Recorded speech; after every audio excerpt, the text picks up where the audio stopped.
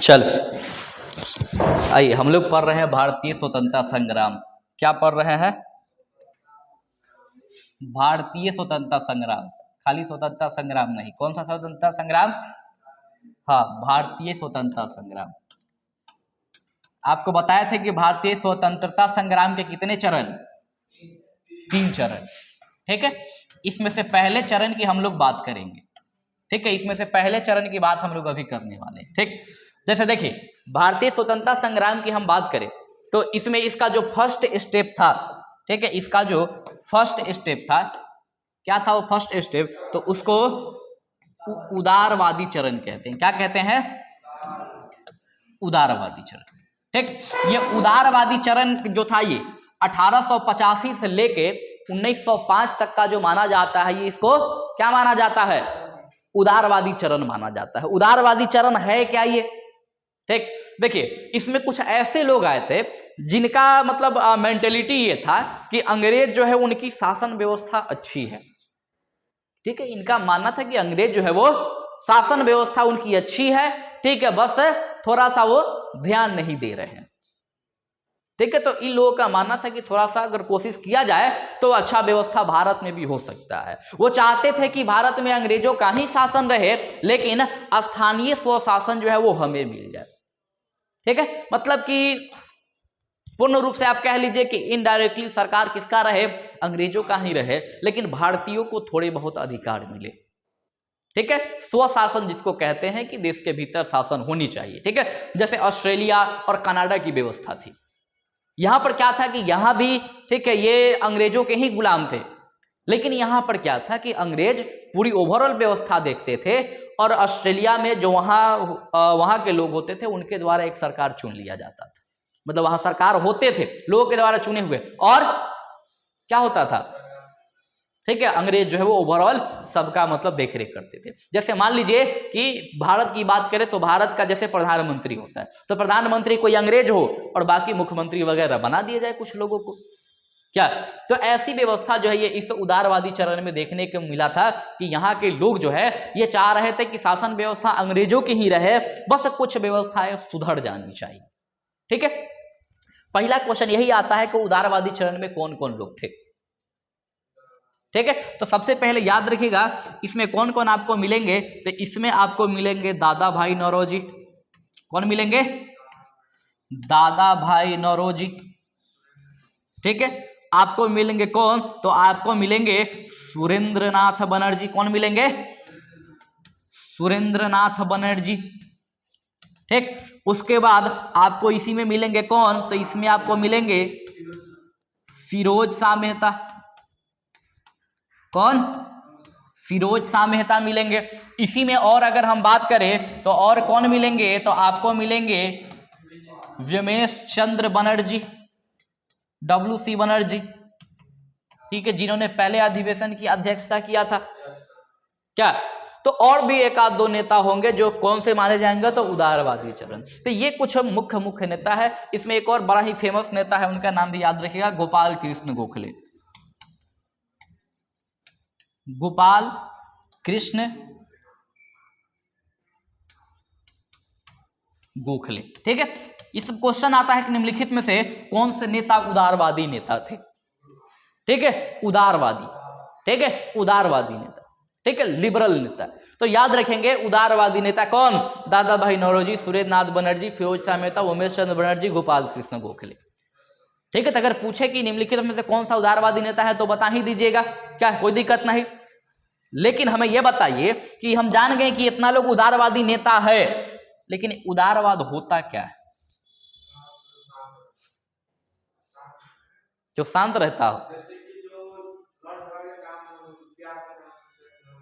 हाँ, मतलब प्यार से काम करने वाले लोग उदार होते हैं।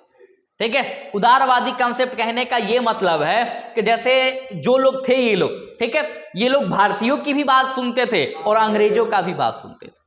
मतलब ये भारतीयों को भी सही ठहराते थे और अंग्रेजों को भी सही ठहराते थे। थे, दोनों को सही ठहरा के आगे बढ़ते थे। जैसे होगा कि घर में देखिएगा कि अगर दो मतलब भाई है, अगर दो भाई में झगड़ा हो जाता है किसी कारणवश, ठीक है, तो उस घर के जो बड़े बुजुर्ग होते हैं बैठा के दोनों को समझाते हैं, कहते हैं कि तू हो सही है अब तू हो सही है, वो दोनों को सही बताते हैं और इस आधार पे झगड़ा को शांत किया जाता है। तो ऐसे ही मान लीजिए कि अंग्रेज की व्यवस्था को भी सही मानते थे, ठीक, और भारतीय को भी सही मानते थे, फिर गलत था कौन, ठीक है, तो पता नहीं कौन था, ठीक। तो ये इन लोगों का नाम याद रखिएगा। देखिए इसमें होता क्या है कि उदारवादी चरण में ये लोग इनकी, ठीक है, मुख्य व्यवस्था क्या था कि ये लोग अंग्रेजों से जब बात करता था, ठीक है, मतलब ये भारतीयों के हक के लिए जब अंग्रेजों से बात करते थे तो बात करने के इनके अपने तरीके होते थे। क्या करता था ये लोग, तो ये लोग, ठीक है, पत्र वगैरह लिखा करता था, ठीक है, धरना पर बैठ जाता था, ठीक है। जैसे मान लीजिए कि अंग्रेज कोई मतलब ऐसा काम कर रहे हैं जो इन लोगों को पसंद ना हो, ठीक, तो एक बजाबते पत्र लिखेंगे कि माननीय महोदय फलाना चिलाना ढिमका आपसे, ठीक है, सविनय निवेदन है कि आप ये काम ना करें, ठीक है, ये भारतीयों के लिए उचित नहीं है, आप इस काम को ना करें। और अंग्रेज जो है काहे मानेगा भाई, ठीक है, अंग्रेज यहां किस लिए आया है, अपना हित साधने के लिए, उसको लोगों के हित से क्या मतलब है। जैसे मान लीजिए कि यहां अगर हम आए हो अपना हित साधने के लिए, अगर हम यहां आए हो अपने काम के लिए, तो हमें आपसे कोई मतलब ही नहीं होगा, आप पढ़िए चाहे ना पढ़िए हमको कोई फर्क नहीं पड़ता, अगर हम अपना काम करने आए हो तो, ठीक है। तो यहां पर अंग्रेज आए थे क्या करने के लिए, भारत को लूटने के लिए, ठीक है। अब मान लीजिए कि भारत को लूटने को आए और कोई जाए कहे कि आप ठीक नहीं कर रहे हैं छोड़ दीजिए, अब वो इतना प्यार से कि मानिए आप ठीक काम नहीं कर रहे हैं छोड़ दीजिए, सोचिए क्या होगा उसके साथ, ठीक है। तो यहां पर बार बार ये लोग पत्र लिख के अंग्रेजों से गुहार लगाते रहे, ठीक है, मतलब ये लोग उससे प्रार्थना करता रहा, लेकिन अंग्रेज इस पे कोई ध्यान नहीं देता, ठीक है। तो पत्राचार जो है ये लोग करते रहते थे। तभी जाके कुछ नेता आते हैं जो लोग गरियाना इन लोगों को शुरू करता है कि ये लोग क्या है ना कि कांग्रेस मतलब अंग्रेजों के सामने कटोरा लेके भीख मांगता है, और अंग्रेज ऐसे लोग हैं कि वो भीख भी देना पसंद नहीं करते, ठीक है, भीख, ठीक है। तो इन लोगों को भिखारी बताया गया था कुछ लोगों के द्वारा, जिसमें खासकर जैसे बाल गंगाधर तिलक हो गए, ठीक है। चलिए तो फिलहाल इन लोगों का नाम याद रखिएगा, कुछ यहां से कंसेप्ट बनते हैं याद रखेंगे, जैसे सुरेंद्र नाथ बनर्जी और दादा भाई नौरोजी, दादा भाई नौरोजी और सुरेंद्र नाथ बनर्जी, इन दोनों के सहयोग से 1889 में, ठीक है, एक कमिटी का गठन किया जाता है, ठीक है। कौन सा कमिटी, तो उस कमिटी का नाम था ब्रिटिश कमिटी ऑफ इंडिया, ठीक है। ब्रिटिश कमिटी ऑफ इंडिया जो है ये इस एक समिति का यानी कमिटी का गठन किया जाता है, किसके द्वारा, तो दादा भाई नौरोजी और सुरेंद्र नाथ बनर्जी के द्वारा। कब किया जाता है, तो ये किया जाता है 1889, ठीक है। और इसी के बाद अगले साल 1890 में, ठीक है, इन लोगों के द्वारा, ठीक है, एक मैगजीन छापी जाती है यहां पर, किस नाम से, तो इंडिया नाम से, किस नाम से, हाँ। तो अगर क्वेश्चन आए कि इंडिया नाम के मैगजीन जो है ये कब और किसके द्वारा छापी गई थी, तो याद रखेंगे ये कब, तो 1890 में, किसके द्वारा, इस समिति के द्वारा, ब्रिटिश कमिटी ऑफ इंडिया जो है ये इस समिति के द्वारा ये छापा गया था। समिति को इंग्लिश में कमिटी कहते हैं, ठीक है। तो ये आप याद रखेंगे कि इसके तहत ये काम किए गए थे, ठीक। चलिए ये सब क्यों बना था, तो ये सब बनता था, ठीक है, मतलब ये लोग क्या करते थे कि अपना एक गुट बनाता था, गुट बना के ब्रिटेन भेजता था, गुट बना के ब्रिटेन भेजता था, और वहां ये लोग जाके ब्रिटेन वासी को बताते थे कि आपके लोग हमारे यहां सही नहीं कर रहे हैं। ये लोग जाके बताता था ब्रिटेन में कि आपके लोग हमारे यहां सही नहीं कर रहे हैं, ठीक है। ऐसे ही ये लोग प्रयास बार बार ये लोग प्रयास करता रहा। सबसे बड़ी एक दिक्कत ये भी रही कि ये लोग जो है व्यक्तिगत रूप से जो है ना मतलब कि नहीं कूदना चाहते थे, जैसे हुआ ना कि बाद में फ्रीडम फाइटर लोग आए, जैसे गांधी जी हो गए, ठीक है, जैसे कि सुभाष चंद्र बोस, भगत सिंह, ठीक है, ऐसे लोग हो गए, ठीक है, लाला लाजपत राय, बाल गंगाधर तिलक, ये जो लोग हो गए, ये लोग व्यक्तिगत रूप से लड़ने आया था। मतलब कि ये लोग अकेले भी मतलब कि अंग्रेजों से टकराने की क्षमता रखता था कि अगर मुसीबत हो तो अकेले भी अंग्रेजों के सामने खड़ा हो जाता था कि आओ फरिया लेंगे। लेकिन ये लोगों में ऐसा कंसेप्ट देखा गया कि ये लोग व्यक्तिगत रूप से कुछ नहीं कर पा रहा था, ठीक है, जब भी करता था तो संगठन बना के, नहीं तो व्यक्तिगत बात आती थी ये लोग साइड हो जाते थे। तो इसलिए कहा गया कि उदारवादी जो चरण था, ठीक है, भारतीय स्वतंत्रता संग्राम का असफल चरण था ये, ठीक है, क्या था ये,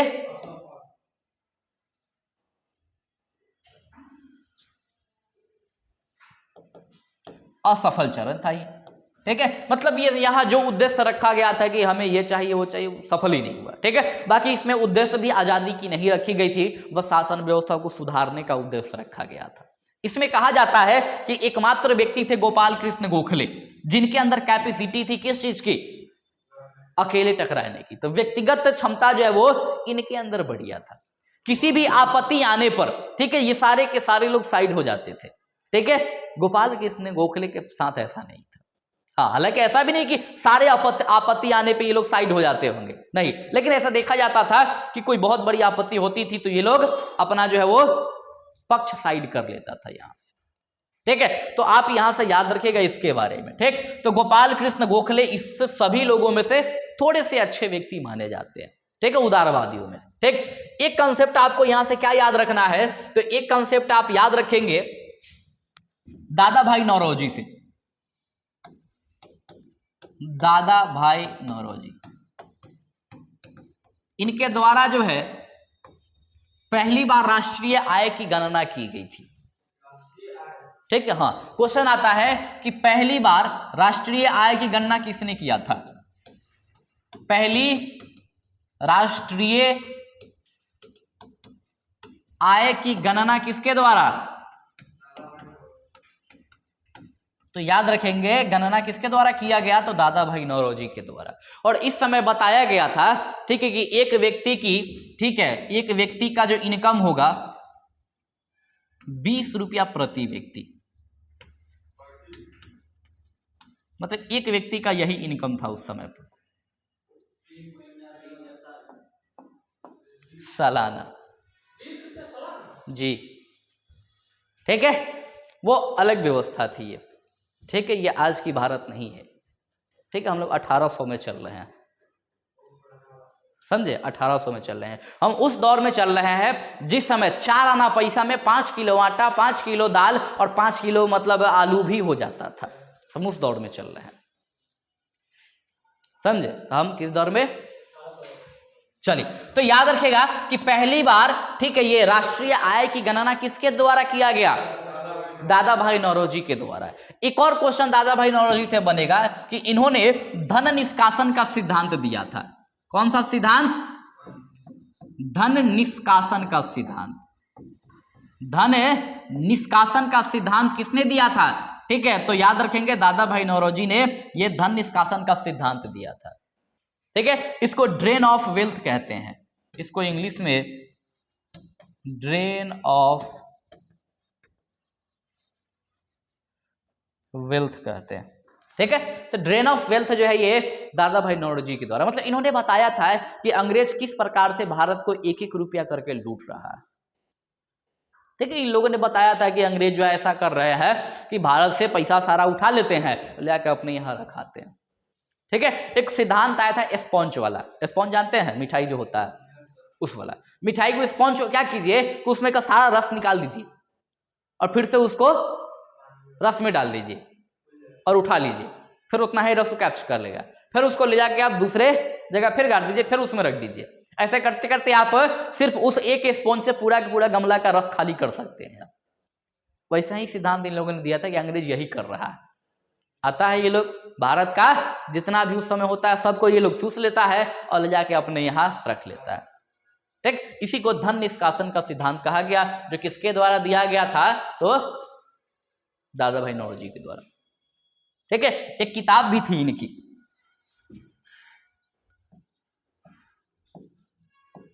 अनब्रिटिश रूल इन इंडिया।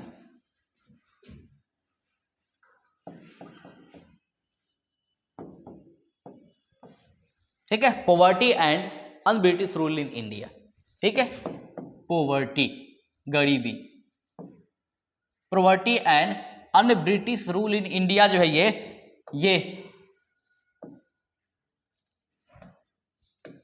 ठीक है, ये जो है ये एक किताब थी जो किसके द्वारा लिखा गया था, ये दादा भाई नौरोजी के द्वारा। और धन निष्कासन का सिद्धांत ये सब जो है इन्हीं किताबों में बताया गया था। तो दादा भाई नौरोजी के बारे में याद रखेंगे। तो उदारवादी चरण का एक ये देन था कि कम से कम लोगों के अंदर ये बात तो क्लियर हुई कि अंग्रेज जो है वो अच्छे व्यक्ति नहीं है, वो ऐसा ऐसा काम कर रहे हैं, भारत की सारी धन लूटने का काम कर रहे हैं। तो इन लोगों का थोड़ा सा ये था कि ये लोग भारतीयों में थोड़ी सी ललक जगाने का काम किया था। ठीक है, चलिए, लेकिन अंग्रेज तो थे वो, ठीक होता ना, लातों के भूत बात से नहीं मानते हैं, तो ऐसा कंसेप्ट था उस समय अंग्रेजों का। ठीक है, चलिए, तो उदारवादी चरण में ये कुछ लोगों की बातें आप याद रखिएगा। ठीक है, बहुत ज्यादा आपको यहां से याद रखना नहीं है। उसके बाद आइए अगला कंसेप्ट शुरू होता है 1905 में। ठीक है, 1905 की एक बहुत ही महत्वपूर्ण घटना जो एग्जाम में पूछी जाती है। ठीक है, क्या? तो बंगाल विभाजन। क्या? बंगाल विभाजन। अब बंगाल विभाजन से कुछ चीजें आपको याद रखनी है। ठीक है, बंगाल विभाजन से देखा जाता है एग्जाम में। हाँ, ठीक है, सबसे पहला क्वेश्चन कि बंगाल विभाजन जो था ये, ठीक है, इस समय वायसराय कौन था? ठीक है, तो पहला क्वेश्चन तो यही बन गया कि वायसराय कौन था। ठीक है, उस समय बंगाल का गवर्नर कौन था?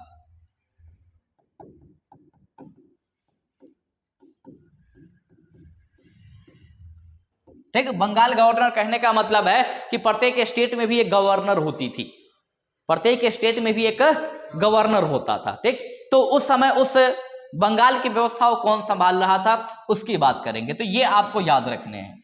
उसके बाद आपको डेट याद रखना होगा। तो वायसराय के बारे में याद रखिए, कौन था वायसराय? कर्जन था ये। ठीक है, अगर बंगाल के गवर्नर के बारे में पूछे तो याद रखिएगा उसका नाम था एंड्रयू फ्रेजर। Andrew Fraser.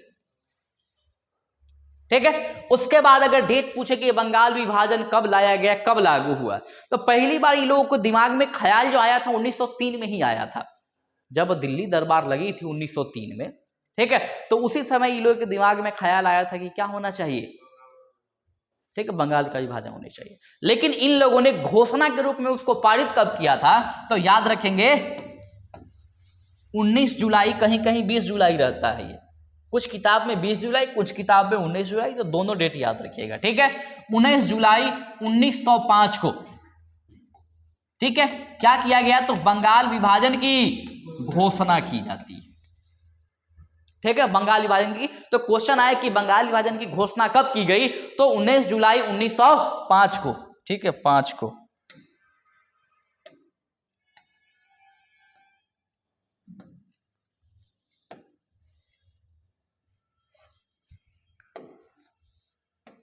ठीक है, 1905 को जो है ये बंगाल विभाजन की घोषणा की गई। अब जैसे ही बंगाल विभाजन की घोषणा होती है पूरे बंगाल में अफरा तफरी मच जाती है।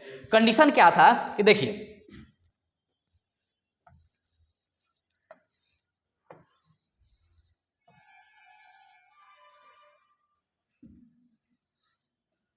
ये था बंगाल। ठीक है, बंगाल में ये वाला आप मान लीजिए क्या, पश्चिमी बंगाल, और ये पूर्वी बंगाल, सर बिहार ऊपर। हाँ, तो ये ऊपर है, ये ऊपर वाला भाग था। ठीक है, बाकी ये याद रखेंगे, इसको वेस्ट बंगाल कहते हैं और इसको ईस्ट बंगाल कहते हैं। ठीक है, तो अंग्रेज लोग इसी को बांटने का प्रयास किया था। ठीक है, इसी को बांटने का प्रयास किया था। पहले तो ये लोग बोला कि ये जो हम बंगाल का विभाजन कर रहे हैं, ठीक है, तो बंगाल विभाजन का आधार क्या बताया था इन लोगों ने, तो आधार बताया था इसका क्या, तो इन लोगों ने आधार बताया था प्रशासनिक ढांचा। क्या बताया था? प्रशासनिक असुविधा कह लो, असुविधा। ठीक है, कि सुविधा होगा, सुविधा।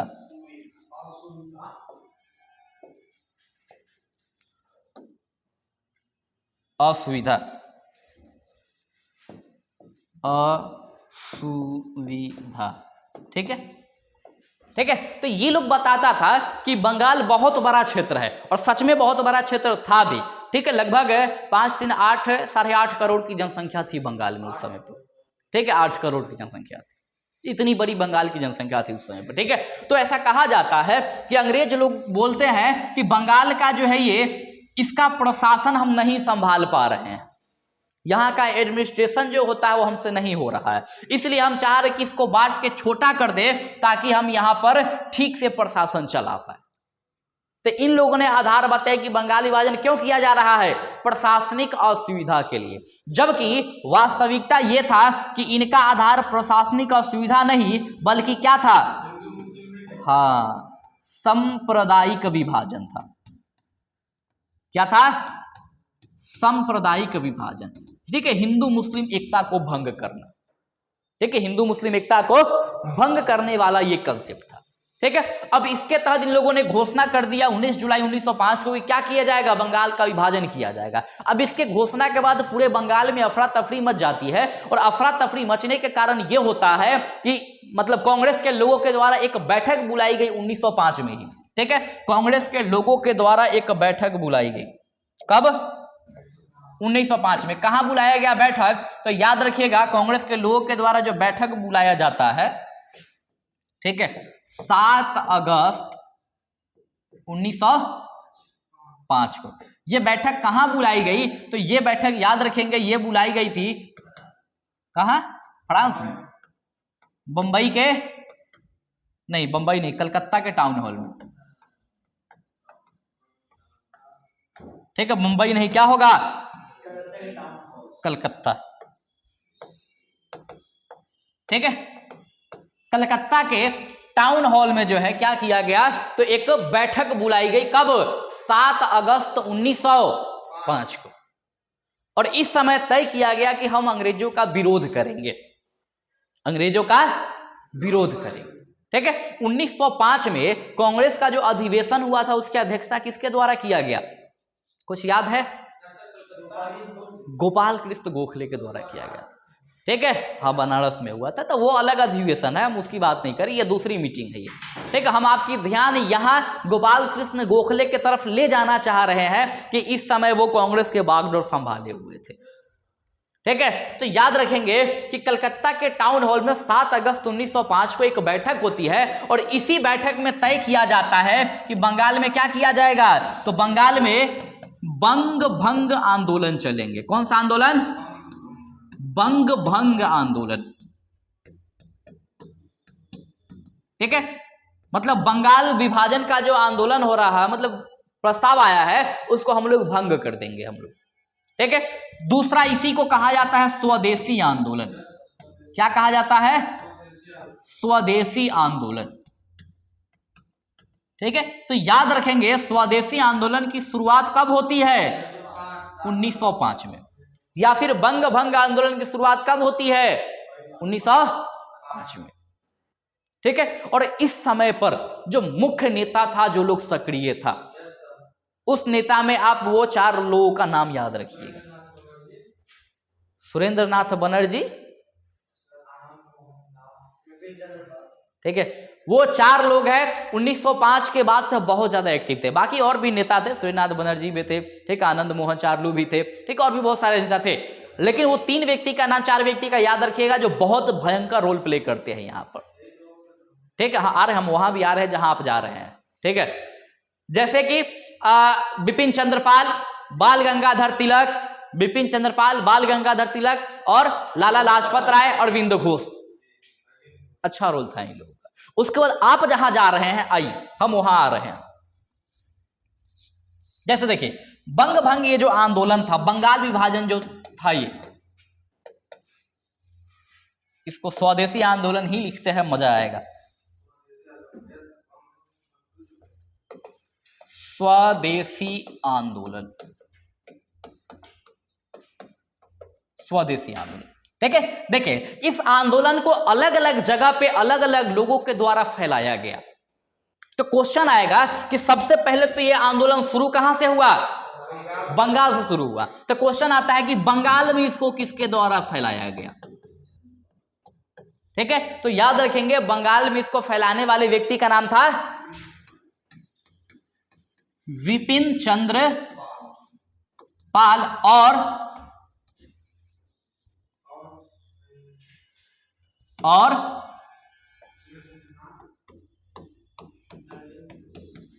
अरविंद घोष और सूर्यनाथ बनर्जी को भी आप ले सकते हैं। ठीक है, सूर्यनाथ बनर्जी भी बंगाल से ही बिलोंग करते थे, विपिन चंद्र पाल, अरविंद घोष। ठीक है, ये मुख्य लोग था जिन लोगों ने बंगाल में इस आंदोलन को फैलाया था। वही पूछे कि महाराष्ट्र के क्षेत्र में किसने फैलाया था। ठीक है, तो याद रखिएगा महाराष्ट्र के क्षेत्र में कौन थे, तो ये थे बाल गंगाधर तिलक।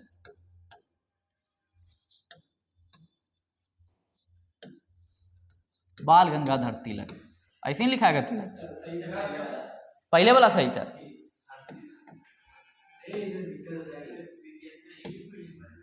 क्या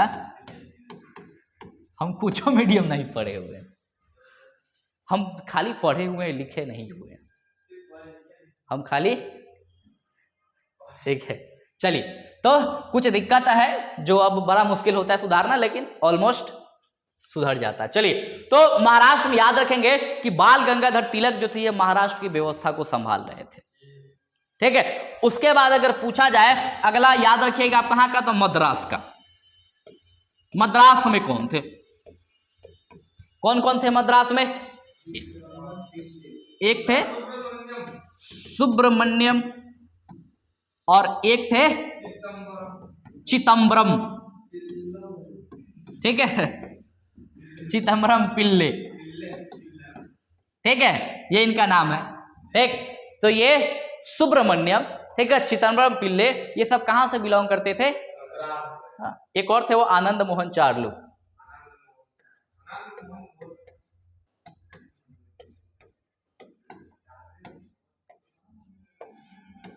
ठीक है, ये भी बिलोंग करते थे इसी मद्रास से।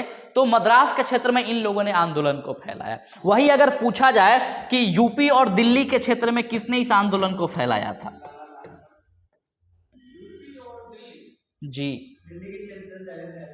ठीक है, हैदर रजा थे वो। ठीक है, कौन थे?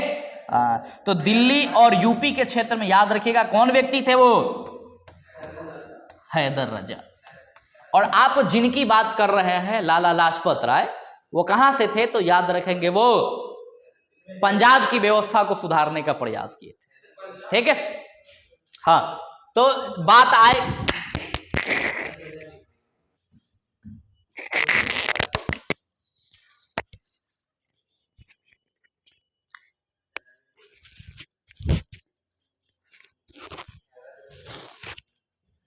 चलिए, तो आगे हम कहां बात कर रहे थे? ठीक है, किसके? पंजाब की। तो याद रखेंगे पंजाब के तरफ से कौन थे? लाला लाजपत राय। पंजाब, दो लोगों का नाम याद रखिएगा, एक लाला लाजपत राय, सब में बाल गंगाधर तिलक होगा यार, और दूसरा याद रखेंगे अजीत सिंह। पता है अजीत सिंह कौन थे?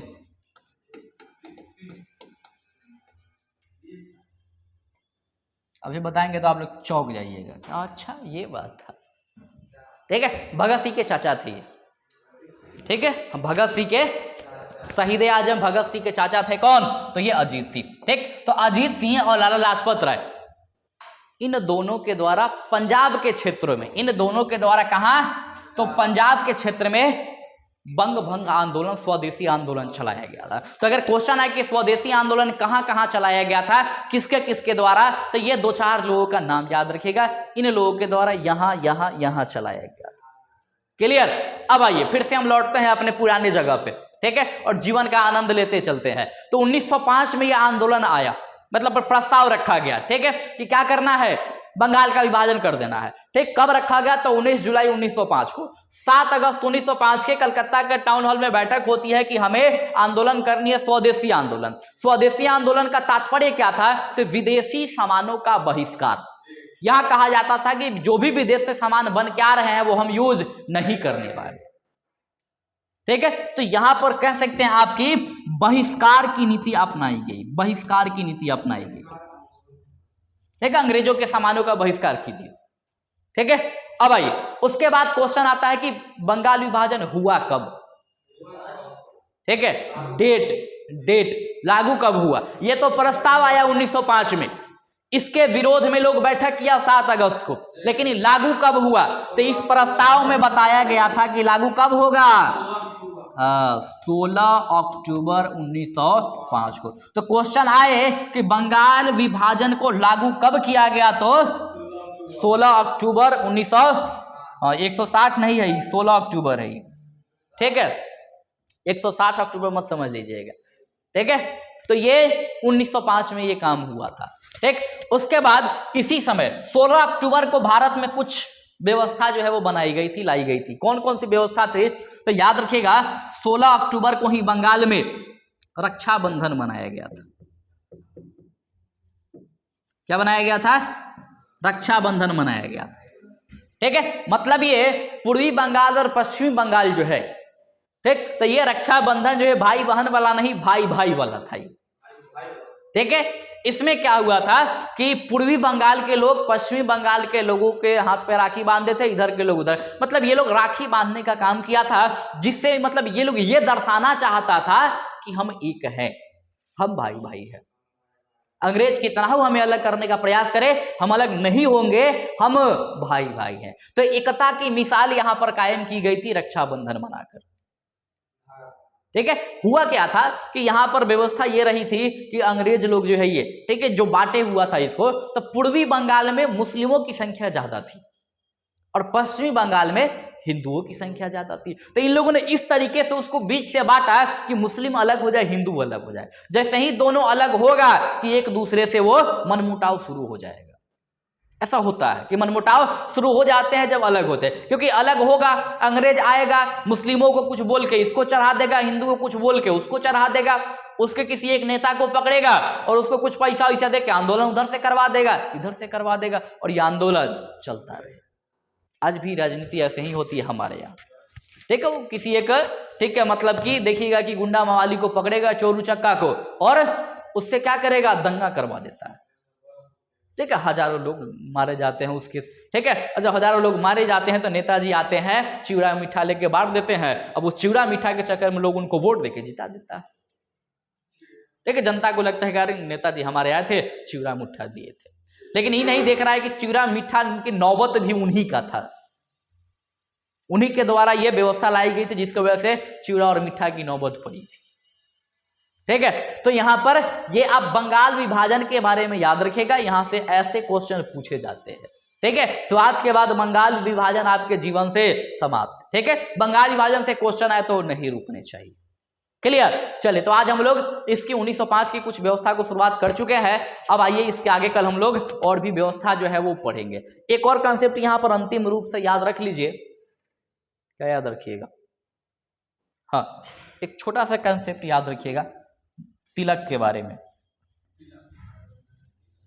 तिलक के बारे में, तिलक के बारे में क्या याद रखना है, तो एक याद रखिएगा आप तिलक जी के बारे में, तिलक के बारे में 1893 का डेट, 1800 और 1896 का डेट, ये दो गो डेट आपको याद रखना है। क्यों याद रखना है, तिलक जी को मतलब इस समय, ठीक है, समझ में आया था, इस समय तिलक जी को यह बात समझ में आया था कि भारतीयों को जो है ये धार्मिक रूप से कन्विंस करना बहुत आसान है। तो इन्होंने धर्म का सहारा लेकर, ठीक है, हिंदुत्व का नारा देकर कोशिश किया था लोगों को एकजुट करने का।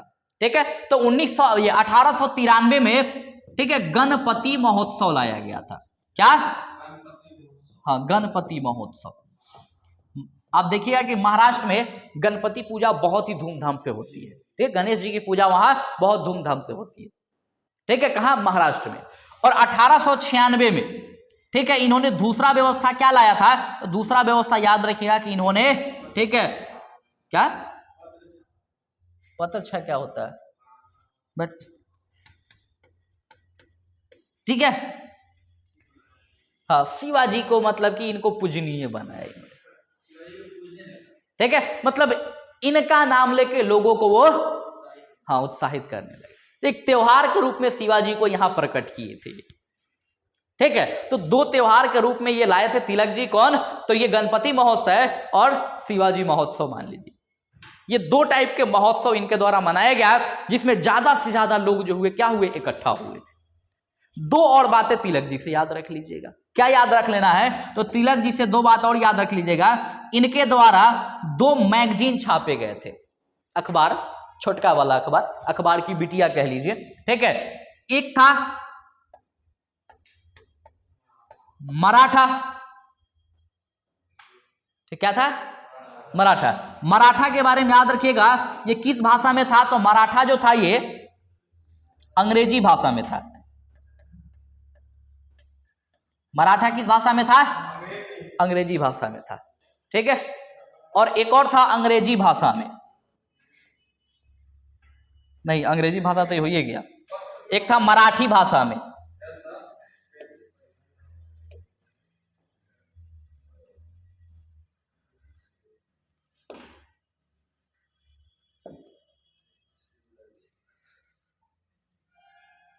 बड़ा प्यार से ना, हाँ देखिए, एक था क्या? तो एक था मराठा पत्रिका और एक था केसरी। केसरी क्या दिखाई दे रहा है?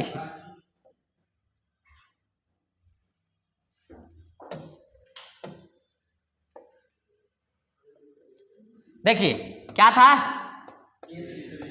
केसरी। केसरी याद रखिएगा, ये मराठा भाषा में था। ये किस भाषा में? मराठा भाषा में। और मराठा जो पत्रिका था ये अंग्रेजी भाषा में था। थोड़ा सा कंफ्यूजन वाली बात है और मजेदार बात भी है। जो मराठा में मतलब मराठा पत्रिका था, ये मराठा पत्रिका का भाषा क्या था? इंग्लिश।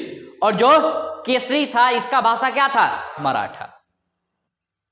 मराठा का भाषा इंग्लिश और केसरी का भाषा मराठा। तो याद रखिएगा, मराठा पत्रिका का भाषा मराठा नहीं था, ठीक है। इसका भाषा क्या था? तो ये अंग्रेजी, ठीक। चलिए, तो इस प्रकार से आप बाल गंगाधर तिलक के बारे में याद रखिएगा, ठीक है। कल आइए, कल तिलक जी को, ठीक है, इनको अंतिम जीवन तक इनके पहुंचाएंगे और उसके बाद कुछ और आंदोलन हम लोग बात करेंगे और मुस्लिम लीग का जो शुरुआत हुआ था इसके बारे में बात करेंगे, होम रूल आंदोलन, इस सब चीजों के बारे में बात करेंगे। क्लियर? चल, सबसे पहले इसको बंद कीजिए और फोटो खींचना है तो खींच लो इसका। देखिए, रिवीजन करने के लिए बड़ा ही काम की चीज है ये, ठीक है। आप देखिएगा कि बड़ा ही कम शब्द में यहाँ लिखा होगा,